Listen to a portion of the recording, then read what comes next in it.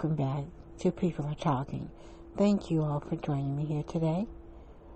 I'm LaDonna Crawford, and today is February 19, 2023.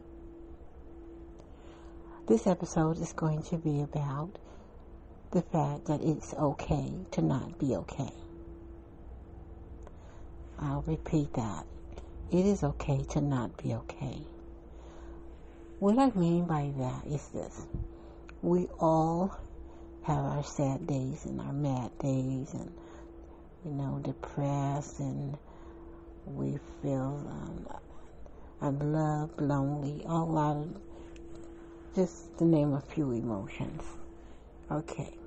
That are negative, that feel uncomfortable. We spend billions of dollars trying to feel good all the time, trying to look good all the time. And basically, that is not reasonable, and it's not healthy, and it's not normal. And what I mean by that is, and I'm guilty of it also, but as you get older, you learn what's important. You also learn that life, it's not always going to be good.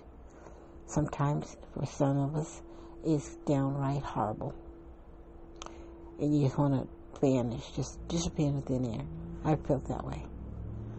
But the truth is, you can't disappear in the thin air. You can drink a lot of alcohol. You can take drugs. You can meditate. You can... a lot of things you can do. But when you're done with all those things, you still have the same concern facing you. Okay. You still have the same pain, the same loss if you've lost a loved one or you're ending a relationship. We don't want to feel uncomfortable. But here's the thing. That brings about a lot of discomfort in itself. When you want to feel good all the time, it's not natural, for one thing. Okay, normal human beings, we have to feel bad. And here's the thing, we don't want to feel uncomfortable. Okay, but that's normal. That's a normal thing. Our feelings are okay. They're not unhealthy. It's not unhealthy to feel what's going on with you. It's normal and it's expected of us, And it's when we run from it, when we try to avoid it, stick our head in the sand, we're in denial. Well, we can do that for so long, but you can't run from yourself. Wherever you go, you're there. You know what I'm saying? And whatever is bothering you is going to be there. So the thing is, a good friend of mine told me this. It began, got me to start thinking about it. Okay, yeah. They said try to avoid the pain. Don't try to mask it. Don't try to minimize it. Actually, allow yourself to feel it. Because once you do that, you're facing it, and you'll be able to move through it better this way. Because what happens is when you avoid something and you put it off, it comes back later. It's just there waiting for you. And it's going to rear its head at the most inopportune time, the most, just the most inconvenient time for you. When you think, oh, well, I've ignored that, I've avoided it, I've done this and that. No. Because, see, whenever you don't deal with something, it doesn't go away. It just hangs around. It just festers. It grows. It does. And it just pops up, and then it's worse than ever. When you don't deal with the situation. Just because you don't deal with it, it doesn't make it go away. Same as like the truth, A lot of times, the person don't believe certain things are true that's going on. But just because they don't want to believe it's true doesn't mean it's not true. And it's vice versa, same. It's because you think it's true doesn't make it true. So I learned that a lot over the years. I've gone through some heartbroken, and I've had a loss, Most of you that follow my podcast know I've lost a son, and that's the hardest, worst pain a parent can feel, a mother. It's just the worst thing. And I didn't avoid it, though. I wasn't in denial. I did not start drinking. I purposely did not drink during the time I was dealing with that. I never did drugs, so that wasn't an issue. I don't smoke cigarettes.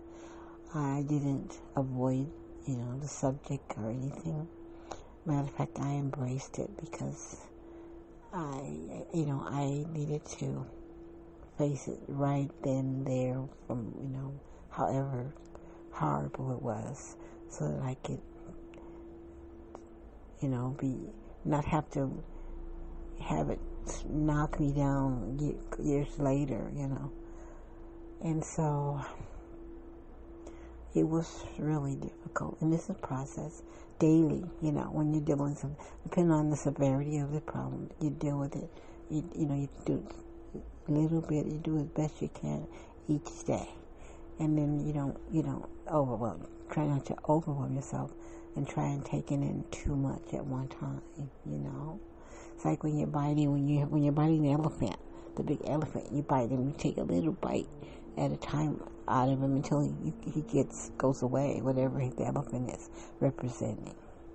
So, when I had my major loss, the loss of my son, I went to the doctor for my checkup, and he mentioned the fact that he was sorry for my loss, and he knows it's a horrible thing to go through. And then I look up, and he had his prescription pad in his hand, and he said, well, Miss Crawford, would you like me to prescribe you something? And I know he meant well, but I said, no, thank you, doctor, because there's nothing that he can prescribe for me. If I found a pill that works to make me not think about my son being gone, now I don't want that pill. I don't want to not think about it. For one thing, I needed to think about it and deal with it. And another thing, I don't want a fix-it pill because I'm going to need to keep taking that pill. And that's how people get addicted to drugs, and sometimes they're in pain and they're taking drugs for pain. But you're not thinking that. You're becoming dependent on that. I'm a very, independent woman. I'm old school. I believe in dealing with things, as best as possible, naturally, That's just another problem with us. When we feel bad or sad, we want a pill. Give me a pill. Give me a pill or a bottle or glass, But see, those are temporary fixes. And then a lot of times, that temporary fix, you're going to have another problem. You're going to have the problem of your sorrow, your pain. Then you're going to have addiction to deal with, in addition to that, But I know he meant well, And as far as someone, it was suggested, well, go, did I want to talk to a therapist? No. I had friends, I had a family, I could talk to them, it's free, and they know more about it. And see, here's the thing. I learned that when you have this particular problem, and it's really hard for you to deal with, if you know anyone, family or friend, that's going through the same thing, or have gone through the same thing, that's the person you should seek out if you want to talk about it. Talk to someone about it, the problem, that knows about the problem. Okay. See, I can't tell someone about drugs, and how to get rid themselves of their habit, because I've never done drugs, other than what the doctor gave me, and that was very minimal over the years. So how can a person tell you about a problem you're having that's never had the problem, So when I had my son pass, I sought out the lady friends, family members that had lost children, other people, and I talked to them about it. I even created a website also later on down the road to help others, that was grieving, losing a child or any other loved one or friend. Okay, so Because think about it. People, they, like, okay, I'm not trying to take away anything from the medical profession, but the psychiatrists and psychologists, I can't, you sit there in the office and you talk to them about your problem and they tell you what to do about it or how to, but here's the thing, even then, with their degrees and everything, they are talking about from a book standpoint, a scholastic, standpoint, college, a degree. But if this person has not experienced this, I don't understand how they can give you advice about it. They can listen to you talk about it, but then you don't have to go to a clinic to do that. You can talk to, again, family or friend. And there's a whole lot of groups out here, like support groups. And I love to think that every support group, counselor, the person that's conducting the group, actually has gone through it, like the drug rehabs, they should only have counselors that have been on drugs, okay? And that goes for anything else that any other professional that you're going to go talk to about your problem. If they have not had it, then, then they can't really give you much advice on it, So the next time you're feeling bad about something, and it's okay, when something bad happens, you shouldn't feel happy about it, right? That's not normal. It's crazy. So you're supposed to feel sad when something negative or bad happens to you. It's normal. That's life. It's called life, and we all have, at some point, we all have to be sad, we do, unless you just want to, I don't know, if you want to get, just take the easy way out. Like I said, there is really none. You could end up with another problem. So and don't be so hard on yourself. We feel like we're supposed to recover from things in a certain time frame. That's not true. It's different for everybody. And don't listen to people when they seem to be concerned that you're sad too long or you're grieving too long. Oh well, you do how you have to do for yourself. If you take as much time as you need to feel bad about losing a relationship, a loved one, child, friend, or, whatever, everybody's different, what works for them may not work for you. So the next time you're feeling bad about something, just allow yourself to feel it. Don't run from it, if it gets to be too much for you, overwhelming, pick up the phone, call somebody, text someone, go visit a friend, family member, talk to your pastor, whatever,